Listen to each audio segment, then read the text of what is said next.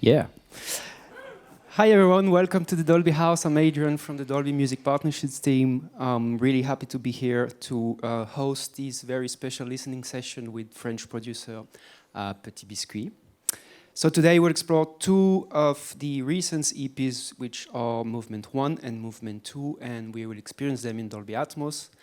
If you're new to Dolby Atmos, it's an immersive audio format and experience that is now made available to more than 20 streaming platforms, and you can actually enjoy it whether you are at home with a couple of speakers and soundbar, or on the go with your own phone or your headphones, and more recently in a car. We have more than 30 partners now. But today we are in a very, very great room, very well equipped, so let's just enjoy the session that would last about 30 minutes, and then just after I would be welcoming Mehdi on stage for a short Q&A. Thank you for being here. See you in a minute.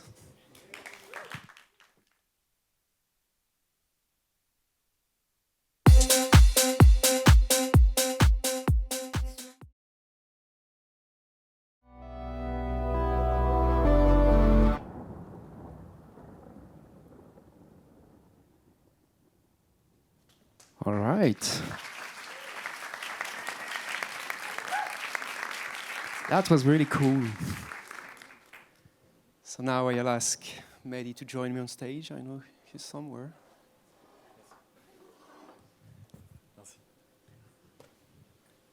Hey everyone.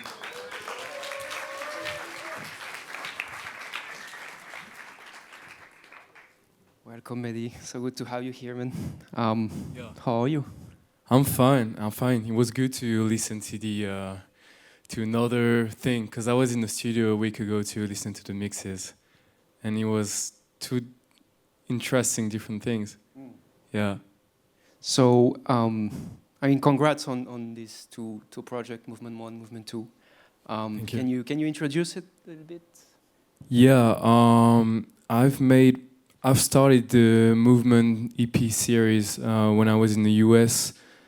It was right after my album Discipline, and I've made this whole album in my room, and I needed to go somewhere else and to find some inspirations in a different country. So I went to the US. I went with some friends. We've rented a RV. We went to California and everything. You know, it was super fun. And also, like, the Discipline album that I've made before, it was only it was only me in my room, and it was good to be in the US to work with different people, to open my music to different perspectives. Because with Discipline, I had a precise idea of what I wanted, like very specific. But after that, I was like, okay, I wanted to let the wind guide me in a way, you know. Is there a reason why you separated these two projects to Movement 1 and then Movement 2? Yeah, I was afraid of making another album, because it's a very long process, and I'm obsessed by every details when I'm making like music in general. And so there's still some details on Movement 1 and Movement 2, but I was like, I just wanted to be a little more spontaneous, and make music with different people. Be also like go back to the essentials, to beautiful melodies, and yeah. So I was like, let's make some EPs. It's way less stressful. Right. Interesting.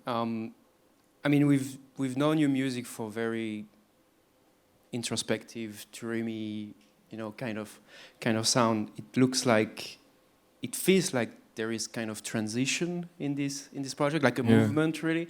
Sometimes is dirty for some songs, like the second track. Sometimes you still having this sound and this emotional, touch. But how is this fitting to your musical journey? Yeah, that's fun, because a lot of people, like the most common message that I have on my social is, I want the old Petit Biscuit to be back, and I'm like, there is a lot of Petit Biscuit old music in this new music as well. It feels like it just like I just love to explore different genres, and I feel like, you know, like think about a painter. If you will do like the same frame every day, you will like get bored, and you know, same for me. I'm like, I just want to, you know, there's so much things to explore in the music. I don't want to be like to stay like stuck in one genre. No, it doesn't make sense for me. So yeah, it's still a journey for me, and I'm excited to say that like in 10 years maybe I'll do, I don't know, like hard techno, hard trance stuff. I hope so. Whatever, you know. I just want to have fun. You opened the project of Movement One with a very specific song, and I really loved it. Is there a reason to that specific choice? Do you talk about the everything in its right place? Yeah, it's yeah, it's a song that you know, like for me it was hard to say, because we are in a cover era. Like everything, like every artist bring back some old songs and make it their own way, you know. And I was like, is it gonna be cheesy? I don't want it to do that. So I feel that, you know, this chord progression can't be cheesy in any way. It's like this one is very beautiful. And I was in the studio in the US with yeah, and Lizzie have, you know, we share the same like Radiohead passion, and so we were like, okay, let's start that. And also that's what I told you, like I wanted to be more spontaneous, so I didn't think about like if it's cheesy or not. I just wanted to release that, and yeah, I really love it. Also, I was in a kind of not club, but like more electronic era. I wanted to make songs that I could play live, even on DJ sets, and so this is a kind of like club version of everything in its right place. It's I love the way you introduce the strings that we'll find at the end of Movement 2 as well, like closing, and in Dolby Atmos it was just yeah. That's why I love the. I think the things that I love the most on the Dolby mixes was all these organic instruments. When the piano comes in everything in its right place, when the strings comes in, you know, it feels like way more realistic, close to your ears, like closer to your ears. And also, I'm like my background is very classical music. I was a cellist for long, and so I feel, you know, I played when I was young. I played in a little orchestra, like in my hometown. I was like, you know, it bring back this kind of feeling, you know, and memories, I guess. Yeah. A lot of sound textures in the piano as well. We can hear in different songs. That's what great too. Oh, thank you. Yeah. Also, that's what we talked about. But like I love to put a lot of textures into my song, and it's sometimes hard to make them fit in a stereo field. And it's way better with the Atmos, because you can put you can put a lot of things and make it match way more easier than in the stereo field, you know. And also when I was listening to that, I was also thinking about frequencies. Like you could, because I used to, like every electronic producer know that, but we are cutting, like low cut everything, because we want just the kick and bass to hit, you know. And with this kind of setup, you don't have to, sometimes like the perks and everything, you don't have to low cut them, you know. If I feel like you feel the kick and bass at the center anyway, so you could play around, like let the frequencies exist, you know.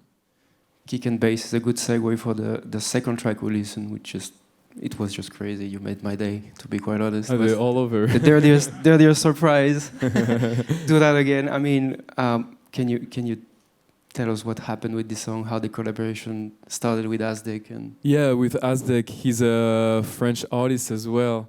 So I've just texted him on Instagram. To be honest, it's like that's how things happening nowadays, you know.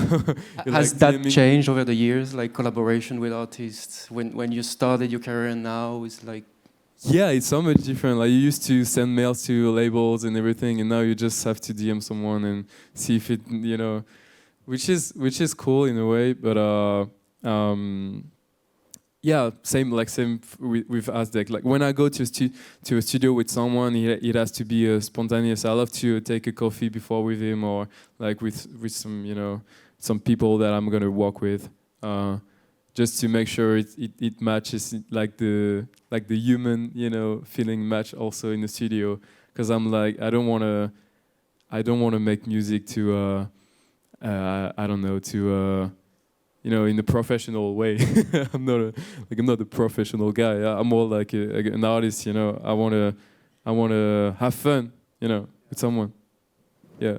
um, I really love that track also for all the different contrast we had between the whispers and the build and then all the drops. And you mentioned something that was really important when we first met, was like kick and bass has Yeah. to be there.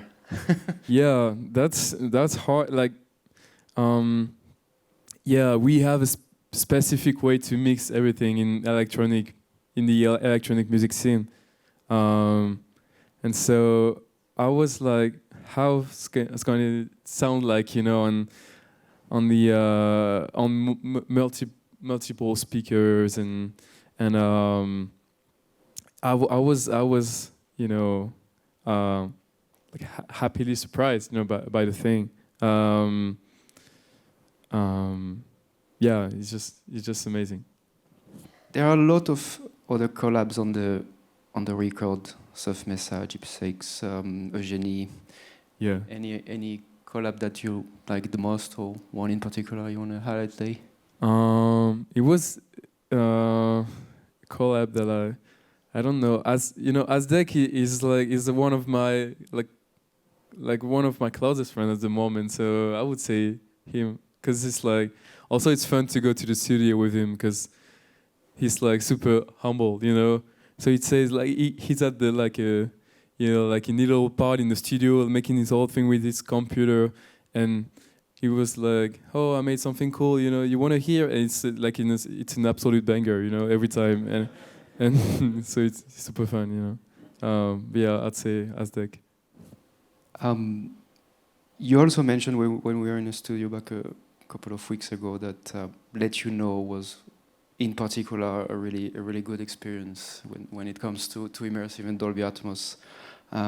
Yeah, can you talk a little bit about these drum layers and this kind of things and feelings? Yeah, I think Let You Know was the last track that I finished on Movement 2, and I was in this like mind process of making like all these frequency works like to because I'm like obsessed by like matching frequencies. I don't want I don't want that to happen, and so I feel like it was cool to rediscover it on Atmos, because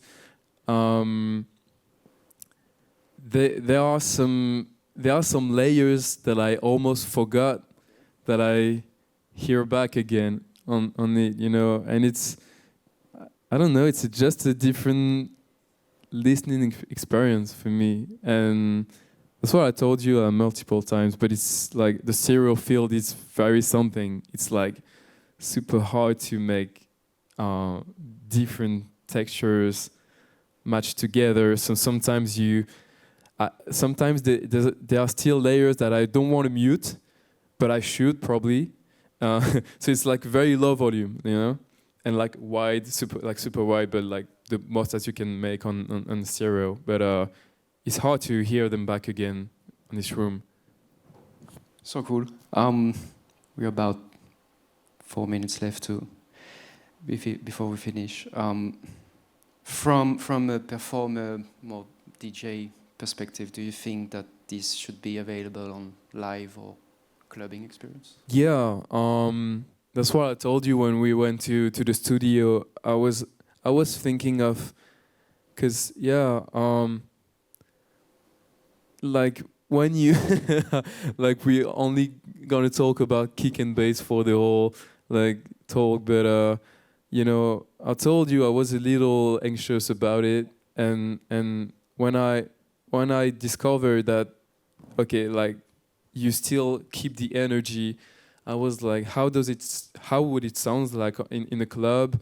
Um, like also like to get like to get multiple speakers around the room, it gets like the listening experience way more comfortable, because that's the thing in club, like sometimes it's way too aggressive for your ears, and and I don't think people want that anymore. Like people would love to get a nice listening experience in club. Like that's what people, I don't know, like I think yeah, it'd be that.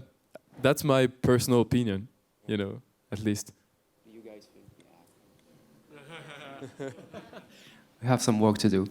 Okay, before we close, any cool stuff, projects you're working on? Yeah. Yeah, of course. I love, as I told you, I love to work on on a lot of different genres, and so movement one, movement two, it's still electronic music. Maybe the next will be more still electronic, but more like ambient stuff. I love to do that, like stuff, things you can hear, like you could hear on an insomnia, or you know, something like that. Like if you want to sleep, if you want to work, you know. Looking forward to it. Cool. Well, thanks so much, Mehdi, for your music. Thank you, everyone, for being here. Thank you. It was very cool. Enjoy the rest of ADE, and thanks for being here at the Dolby House. Merci, Mehdi. Merci.